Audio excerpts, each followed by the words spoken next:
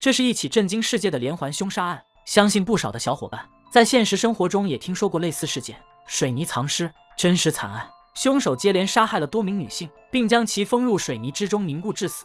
他为什么要这样做呢？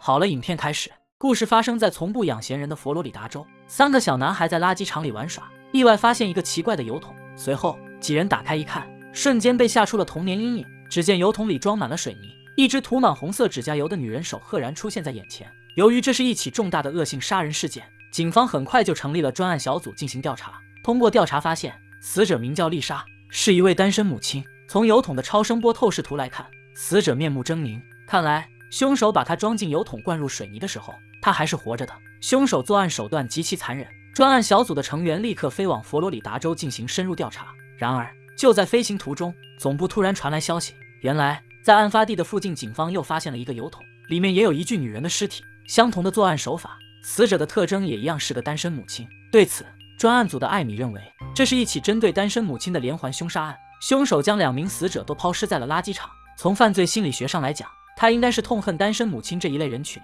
并且把这类人视为垃圾，才做出如此丧心病狂的行为。说完，画面一转，专案小组的人到达了案发现场。通过询问得知，在垃圾场的附近没有发现任何水泥的痕迹，这就说明了凶手应该是将尸体凝固之后，再把整个油桶运到这里来的。然而，凶手为什么要这样做呢？与此同时，专案组的其他成员来到了验尸间，法医正小心翼翼地清理着尸体。他告诉2人，通过检验，死者的气管和肺里全都是水泥，初步判定他们应该是被呛死的，并且今天早上发现的这名死者要比昨天发现的那位死得更早。法医声称这名死者是死于1个月前。正说着，突然一名成员发现了一个重要线索。他捡起地上的水泥块，表示这种水泥不是市场上商家们提前混合好所卖的那种，它是凶手自己制作出来的。看来凶手掌握了搅拌混凝土这个技能，他很有可能是一名建筑工人，因为这混凝土搅的实在是太哇塞了。转眼间，第2名死者的身份也被调查清楚，女33岁，单身母亲，有一个10岁的儿子，名叫科姆。随后警方找来科姆，询问他最近有没有遇到什么可疑人员，比如说建筑工人之类的。科姆思索了一会，表示最近他们小区经常有人装修，每天都能遇到好几个装修工人。说完，画面转过，又一名单亲妈妈被凶手绑进了仓库。这是一起由真实事件改编的连环杀人案，凶手专挑单亲妈妈下手，将其塞入油桶之中，并用水泥封住。此刻凶手正在作案。转眼间到了第2天，警方发现了女人的尸体。这一次水泥还没有完全凝固，给警方提供了更多的线索。随后经过法医的检验，确定被害者的死亡时间是2小时之前，并且有一点非常的奇怪，那就是死者的鼻腔内有化学灼烧过的痕迹。或许被害者的真正死因和这个有关。通过进一步的检测，警方发现凶手在作案时对被害者进行了额叶切除手术。首先，凶手用电钻穿死者的鼻腔，直通大脑，然后往大脑注入一种具有高腐蚀性的氯。就这样，被害者的大脑额叶被损坏。在人体的脑组织中，大脑额叶主要负责的是思维和推算，它与个体的需求和高级情感有关。说完，一名老警员表示，凶手之所以这样做，是不是想把被害者们制造成自己的性奴僵尸呢？可没想到实验一直不成功，他就将死者丢进了水泥中。与此同时，专案组的小胖通过调查发现了一个重要线索。目前发现的这3名死者，他们居住的小区物业公司是同一个，看来凶手就是这家物业公司的其中一名员工。随后画面一转，来到晚上，警方在案发现场盯梢，他们推断，像凶手这么变态的杀人犯，一定会重回案发现场，寻求自己内心的满足感。果然，目标出现了，一辆皮卡从不远处鬼鬼祟祟地开了过来。警方立马上前查看，可令人没想到的是，开车来的竟然是一对小情侣。2人来这里的目的就是为了进行一次野外训练。第一次遇见这种情况，2位警察也是懵逼的，他们一边抱怨着，一边返回车里。殊不知，这一幕恰好被刚来的凶手看见。就这样，凶手逃离了现场。随后，凶手回到家里，脾气异常暴躁，他拿起家人的合照狠狠地摔在地上。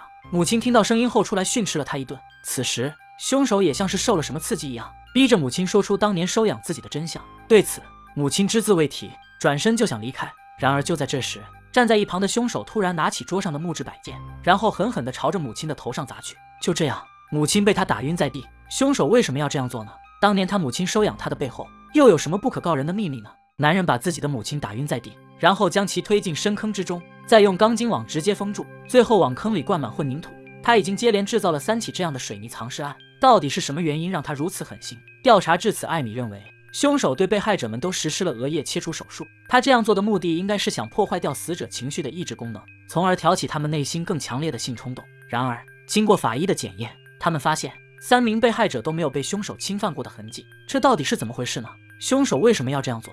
这时一位老警员突然想起，或许凶手这样做并不是想挑起被害者们的欲望，而是想让他们彻底失去欲望呢。凶手的目标是单亲妈妈，并且他的心理有点问题，或许凶手是想通过这种特殊的方式，把这类人变成自己心目中的模范好母亲。如果这个猜测成立，那么凶手的母亲很有可能受过脑损伤，并且生活极不检点。得到这些线索，警方开始往这个方向进行调查，结果还真查到了一个重要线索。在当地确实有一名大脑额叶受过损害的女性，名叫安娜，今年35岁。她在15岁时出了一场车祸，据报告显示，当时她还患上了双侧额叶切除综合症，这种病症会使患者的性欲变得无比亢奋。接着警方还发现安娜有一个20岁的弟弟是收养来的，并且这个安娜的弟弟是前3名死者同一个物业公司下面的其中1名员工，看来他就是这起连环杀人案的真凶。与此同时，凶手正在和自己的养母对峙，他质问对方：我是该叫你妈妈还是该叫你外婆呢？这到底是怎么回事呢？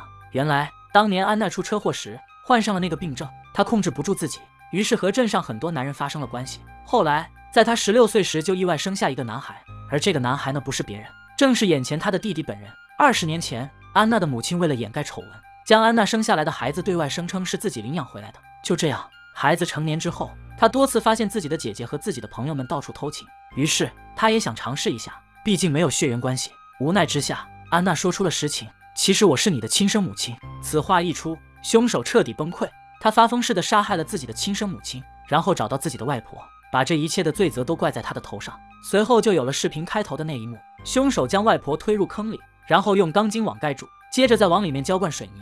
关键时刻警方赶到，外婆被救，凶手也终于被捕。好了，案件告破，影片到此也就结束了。没想到连环凶杀案的背后竟然是一起令人唏嘘的人伦惨剧。或许从一开始安娜就不该生下这个孩子，只可惜这世上没有后悔药。好了，本期视频到此结束，喜欢的点个赞，咱们下期再见，拜拜。